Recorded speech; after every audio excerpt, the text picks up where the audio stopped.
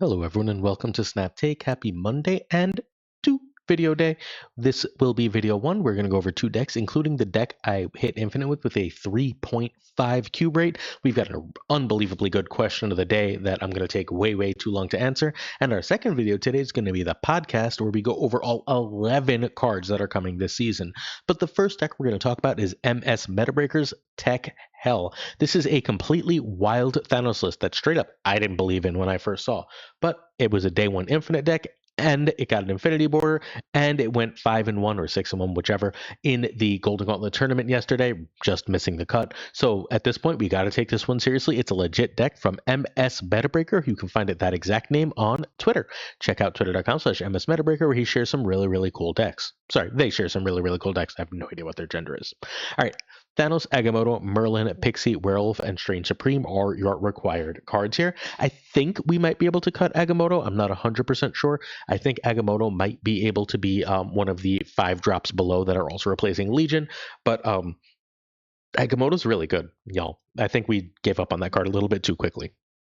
Stardust and Gwenpool can be Galacta, Enchantress, Shang, and of course Wiccan. I think Wiccan is the card I most want in this list that's not here. Legion can be Cosmic Ghost Rider, Vision, or Claw. All right, so Strange Supreme is still stupidly big in Thanos list. If you're playing a Thanos list and you run the Strange Supreme, it's still a lane winningly big card that puts a lot of pressure on your opponent and causes you to snap. It also clears up space, very good in a Thanos deck, especially good in a Thanos deck that's also running Werewolf by Night. Pixie mixes up costs. As the second you play Pixie, forget the cost curve. Pixie is why I didn't believe in this deck, by the way. Despite Pixie having a moment and being really great right now, I am not a Pixie believer. Pixie and Supergiant are the two, like, quote unquote, good cards. They're both great cards, but they're the two quote unquote good cards that work the least for me, so I'm always going to end up skeptical of them. Merlin goes in Werewolf decks. It's just that simple. Merlin is a way to move Werewolf around without taking up board space. Also, Merlin is really great to make the I don't know what that was. Merlin is very strong in making the stones a little better, making like a Mobius on the last turn a better card. That kind of thing is very valuable to have access to, and an extra location change is never upsetting. Cosmo protects your Werewolf or Strange Supreme, generally on the last turn of the game at this point, with Red Guardian less prominent. But if you can also do it on turn 5 when you know your opponent is about to drop, Cosmic Ghost Rider or something, feel free. They will often snap that. If you have Cosmo, you can snap it back and go to town. Werewolf by Night is just huge stats. Thanos moves it, and Merlin spells move it, so you just have a lot of power in the Werewolf in this deck. Mobius is a counter to Negative. Negative is all over the place. Stay tuned. Copycat is just really good. It's a very good stuffy meta. Copycat is having kind of a moment. She's in a lot of the better decks right now, the Invisible Woman First Steps decks right now as one of the top cards. She's just really powerful. She's another card that's just really having a powerful moment. Look, if you're playing all these ones, you might as well make them powerful, and that's what Gwenpool does. You are very often playing a lot of the cards in your hand, and basically any card that Gwenpool hits is way over the top in this list. Stardust says go to hell hella and a lot of locations, incredibly strong. Legion turns a lot of those locations into your favor, also incredibly strong. Those are your two kind of scam cards along with Mobius and Cosmo. Agamotto gives you access to a spell that lets you have a ridiculous amount of energy. Those spells don't take up space for Werewolf, and of course you can get like triple Gwenpools. If you can get triple Stardust as well, you're pretty damn happy. That's a 21 power lane, reasonably powerful. There's a lot to like here. Do be careful with the Images of Icon spell with Strange Supreme. Strange will eat one of those cards happily. Agamotto's also nice as a 5/10. A lot of the time at the end of the game, you're going to play either a 5-cost Thanos or a 5-cost Agamotto with a 1-drop to put Werewolf where you want it to be. Thanos obviously has that power and gives you stones that draw a lot of cards. When combined, obviously, these are incredibly powerful cards together.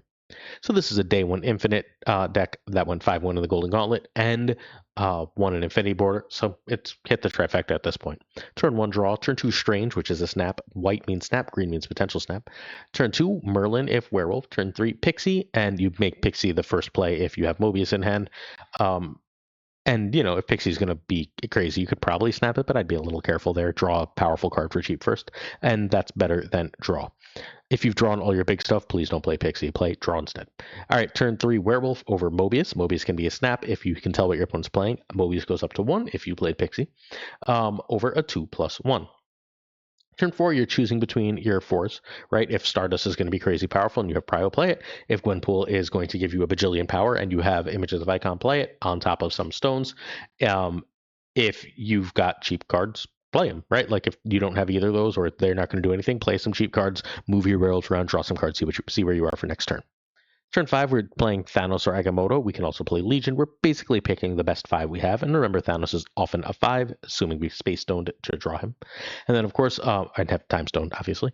Turn 5, a bunch of small stuff. We can just play small stuff, move around that Werewolf, make a card bigger with the Merlin spell, do some powerful stuff with Agamotto, or we can just play a 5+1. I'm partial to the 5+1 play, but hey, also don't be afraid to play like 3 1-drops and a Cosmo to protect whatever you want.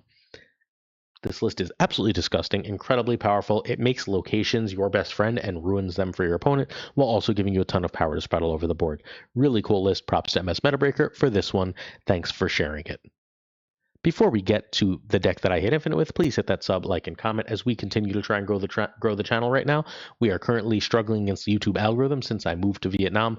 The algorithm has been less than kind to us. So if you are so inclined, please hit that sub, leave a like, and leave a comment. It would be really helpful if you did so in order to show the algorithm it's still worth sharing our videos. In addition, we are giving away a Viv Vision this week. One of the videos this week will carry a Viv Vision. Hey, you have to check community posts on the channel if you want to see if you won one last week. I usually at people when they won to make it easier for them to find, but the stupid at function on YouTube wasn't working properly, so I just wrote the names. So you've got to go check community posts to see if you won one of the 5 Viv Visions we gave away last week. We are giving away one more this week, so please stay tuned. And the deck I hit Infinite with is this deck that we featured as a sort of, let's take a look at this earlier this season. This absolutely dominated pre-infinite. I haven't played it post-infinite. Well, I played it post-infinite last season, and it was really good. It was plus a lot of cubes with a slightly positive win rate. Well, it turns out this farms cubes even better pre-infinite. This is an absolute monster of a list. No one knows what the hell you're doing, and you get so much extra consistency. Not running magic and getting yourself rug pulled a bunch. Yes, Mobius is still a problem. Mobius just means run. I did get Mobius twice. I ran away for 2 cubes. That was it. It just said, oh, they snapped on my, I played this. That means they have Mobius. Bye. But you'll see when you see the cube rate and the win rate of this deck, completely freaking absurd. Pyrofros is the creator of this list. He's one of our patrons. Hey, Pyro. I'll basically play any deck that looks cool and unique, and Pyrofros sent this to me, and I was like, oh, that seems really distinct. We talked about it for a while. I'm convinced there's a better version of this out there somewhere. Hopefully, now that I hit Infinite with it, more people will experiment with it and check it out. I went 11-3 with this, a 79% win rate and plus 43 cubes. That's a plus 3.5 cube average. That's utterly freaking broken. That's completely absurd. I think people should be playing this list if they just want to hit Infinite. This is my gift to you, dear viewers. This deck needs Gore, Ravonna, and Airwalker. Those are your non-negotiable cards. You must have Gore, Ravonna, and Airwalker to play this deck. Luckily, Gore is a card a lot of people own, Ravonna is a Series 4, and Airwalker's a card you could have gotten for free. Sage and Cassandra are great here. Psylocke is fine. Ironheart and Kid Omega are also fine. I'm partial to Psylocke in one of these spots. I like having cards that we can get out of hand. Ironheart to play for nothing kind of sucks, right? So I'd go Psylocke and Kid Omega if I don't have Sage and Cast, but I really like Psylocke here. Psylocke as a way to like just get that extra energy out because you want to get a card out of your hand so that you're not clogging your hand should you Jane it later. All right, so this is a fairly standard negative list, right? Except it runs Carnage and Airwalker instead of magic shenanigans. And it turns out that makes all the difference in this list. It makes it so much more powerful. It's completely absurd right now. Your opponents, if assuming like you should know what decks right now are running the 4/7, right? Are running Stardust. And if they're not running Stardust and you don't have negative, you just play Airwalker, then you drop a Carnage, and all of a sudden you have Mr. Negative. No one expects Mr. Negative out of an Airwalker, and you get the added benefit. You also obviously have the Ravonna into negative that works just freaking fine. I was able to beat Stardust several times. People played Stardust. I just played Zola and Empty Lane as an 06, and I was perfectly happy with that. Outside of that, you're just winning games, right? Like you have Ravonna into negative, and then you can play Jane. You have Ravonna into like a turn 4 Iron Man, turn 5 Panther Zola. You have Ravonna into a Gore into a Zola, into a Gore into a Mystique, Sage into a Zola. And you have just all these different play patterns with Ravonna. You have all these different play patterns once you get negative. Sometimes you're going to get that 6-cost Jane. Sag, right? Like such as life. That's part of the reason I'd like Psylocke, because if then we can go Airwalker, when we go Carnage on Airwalker, we could also play Psylocke with the Carnage. Also, obviously, at that point, adding a Kid Omega gives you another way to get out that Airwalker, which is pretty nice. Sorry, another way to get out that negative from Airwalk, which is pretty nice. Panther is the worst card on this list, but once in a while he just wins games. So, there is that as an extra draw. This list is really good, friends. This list is really good. I don't know how else to put it. There's so many plays, right? Like Ravonna into Iron Man or Ravonna into like a turn 4 Iron Man into a turn 5 Mystique Sage or a Mystique Cassandra Nova into like a Zola and a Sage is wild. Into just a Gore and a Lane. Like sometimes you're gonna get lucky and get out your Jane or Gore early, and then you can Zola them and still play like a giant Gore. Like there's just so much power and so many stupid things to do with this list. You're gonna be amazed. Like I know you've played negative before, right? But like it feels like without magic you should be handicapped, and Airwalker really just takes that away. So I just cruised through the 90s here. Turn 1 pass, turn 2 Ravonna, turn 3 negative, snap it. Over Airwalker, snap it if you have Carnage. Over Ravonna, over Cass. Turn 4 negative, over Carnage, over Iron Man. Turn 5 Jane, over Mystique, Sage, or Gore. Turn, and obviously that changes if you didn't play negative. Turn 6, go off Mystique and Sage, or Zola. Sometimes you'll just drop a Gore, sometimes if you played negative, you'll play whatever the hell negative tells you to. You don't win by as many billion points as negative usually does, but because you're not doing any stupid combos, people stay in against you. And that staying against you is extra cube equity because you have so much power. This list is a beaut. Props to Pyrophros. Again, I'm convinced there's a better version of this. Help me find it. Dear friends, let's make this a meta deck because this should absolutely be a meta deck right now. Hey, if you'd like to compete in some custom card contests, please check out our Discord where we have some weekly rounds, fun themes and keywords, and so much more. Do check it out. In addition, we've got a bunch of King of the Hill tournaments, a bunch of mini tournaments that are super duper fun happening on our Discord right now. So please, please, please come check that out. In addition, we'll be streaming hopefully around when this video goes live, although I'm working late today, so we'll see. Hopefully when this video goes live at twitch.tv/PulseGlazer. My plan is to stream. If not, I will, as always, be live the next morning. Now, our season pass question is not actually, are you ready for the surprise second video? It's actually a reminder. You can answer anything you want. Consider this free parking. But our actual question is actually a reminder that yesterday's video about Raid Shadow Legends, and I know a lot of you don't like Raid, that's fine. I don't care. You don't have to like it. You're not required to like it. I like it, but you're not required to. I actually do the story of me moving to Vietnam, literally the story of the day I moved to Vietnam and all the crazy things that happened on my way here and that we thought we weren't going to get in and how wild it was. If you want to hear that story, please check out that video. You can just ignore the raid and listen to the story, right? So I figured that would be a good compromise as a way to like get those of you who keep asking about that kind of story. We're going to do a since raid is kind of a relaxing game, we're going to do a like every third-ish video, we're going to do a story time with raid style video. Don't forget to check out a stream. Thanks. If my stream times aren't working for you, check out the stream team. Today is Monday, so Gregor2424 will be streaming at about 7 p.m. Eastern. Please go check out Gregor. And question of the day. Ready? Quid Pro Joe asks, what has been the perfect Marvel Snap card release, meaning the character, cost, power, ability is all perfect and ideally has not been buffed, nerfed, or flat out changed? If you can't name what is the current perfect card, here's what I got. Zola is great. Cut off one head, 2 more will take its place is an absolute brilliant way to do that. The 6-0 is brilliant because he's just a computer, right? So his power is in the power of other things he affects. His power is in the cloning of other things and so on, which is really cool. Venom is also very cool because I'm just combining destroy cards. I know, sorry, because there's a million I want to talk about. Venom is really cool because it's a symbiote that gains the power of whatever it eats, right? So Venom's power is largely Spider-Man's power because that was the first thing it ate. That's the first thing on Earth it worked with. So Venom as that makes perfect sense. And that's anything else Venom eats, anything else that gets venomized is what Venom is eating, is what the power it gets. That's absolutely brilliant, absolutely perfect. 3/3 is the perfect stat line, never been touched. I love Agamotto as a design, a card that seemed completely overpowered and is now just really good, completely slept on. Agamotto is amazing. The 4 spells are amazing. The integration of skills and spells through this card has been absolutely brilliant and worked perfectly. Merlin is much the same. I don't think Merlin ever really needs to be changed. I hope Merlin never needs to be changed. I could see him maybe one day being a 2/2, but I'd be surprised if we really get there. There's a lot of variance to Merlin, right? Like there are times where his spell is going to lose you the game, where his location change spell is going to lose you the game, or he's going to transform you into something you really don't want, and that's going to be negative. Magic is wild and unpredictable, and Merlin and Agamotto do an amazing job at setting that up, and they both sort of complement each other really well. I think Iceman, the original card, 1/2, the same with the same power as Icebox, hits you with ice and makes something more expensive. Just makes perfect sense to me. I love it for the character and I love it overall. Sage is one of the best design cards ever. 3-0 from day one. That I think it was 3-0 from day one. Someone will let me know if I'm wrong.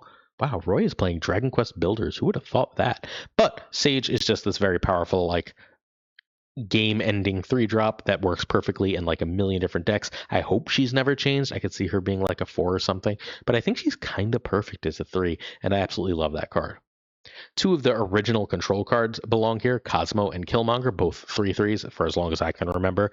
Cosmo being a 3/3 that basically uses mental powers to say nope, fits perfectly with the character, while Killmonger killing a bunch of weak things, literally Killmongering, is absolutely brilliant and really keeps the game in check, right? Think about how much different the game would be without Cosmo, Killmonger, Shang-Chi. Those are the big three, but Shang was changed from 9 to 10, so I can't include Shang, but those are basically perfectly designed cards. And now two more recent ones. I really love Thing for Steps. I think Thing for Steps is like perfect design in that it's deceptively powerful. It's in one of the best decks in the game right now, the end of turn deck, but like it's just a good 5-drop to run. It makes the lane really hard to contest.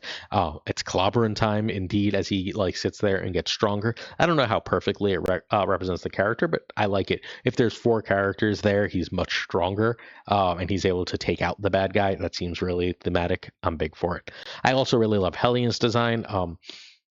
It's basically telekinesis, right? He's able to pull things to him, and like Hellion misses with people's emotions, and he's able to mentally pull them toward him. And I think that's a really, really cool idea. He does it to his allies as much or more than enemies, so he only lets your allies move.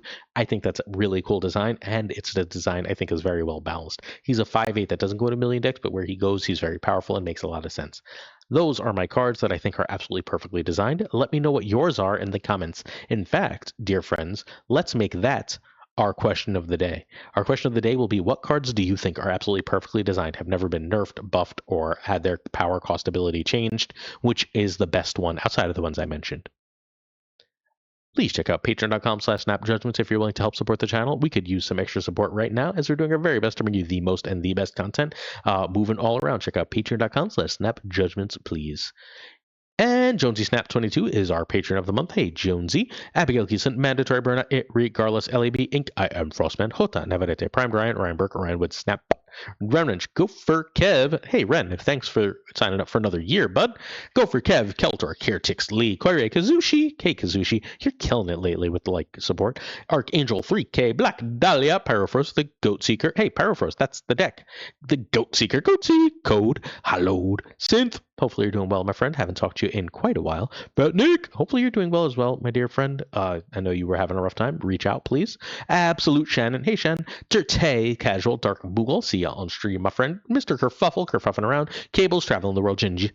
Prime, Philly, Haplo, Kenny Loggins of the Danger Zone. The Bizza, Black Jeebus 23, X First V, and Skippy G are rhyming friends. Hey, Jess. Slush Chat, the winner of Snap Justice League Season 1. The Kangaroos brought the Great Kazoo. Werewolf, KFC Hoda, Clam, Curl Foreman, Rob Silverman, David G. Wingfield, Boo, Steven, Brian Coffin, Tristan H. Martin, Jason B, Matt V, Corin, John Q, and Jimmy McHugh, Q Town, Yes Stout, 8th Sage, One Big Man, Cactus, Reapser, Steve O, 131, Yo Marco, and Ted Bro, along with Quid Pro Joe, Snap Decisions Joe, Pickety Boom Bot, Brick Stew, Click Green, Goblin, Unibot V2, Flom 56, Spectrum Mix, Hoot, Only Fox, Matt Each, Mikey, Hijinks, the DJ. Thank you for the name change. No frickin' flex, Nick, the Greek Geek. What's up, Nikki? Don't forget, you gotta message me back. Toxie, Toxic Soul King, Zodric74, the King of Canada. Oh, wow, my voice broke. JJ, Tin Man Falcon, Thorn Newman, top 16 on the Golden Gauntlet, baby. Two Ties on the 4th of July. Hi, Two Ties, running Snap Justice League like a monster. Lauren Woodevs, the Great, the Pirate King, Tucker, and of course, Kenny T. Don't forget, Tucker's video will be out later today. He's on the podcast. Don't miss it. That's it. That's today. I hope you liked the video. I'll see you for the podcast later on, and much love. Peace.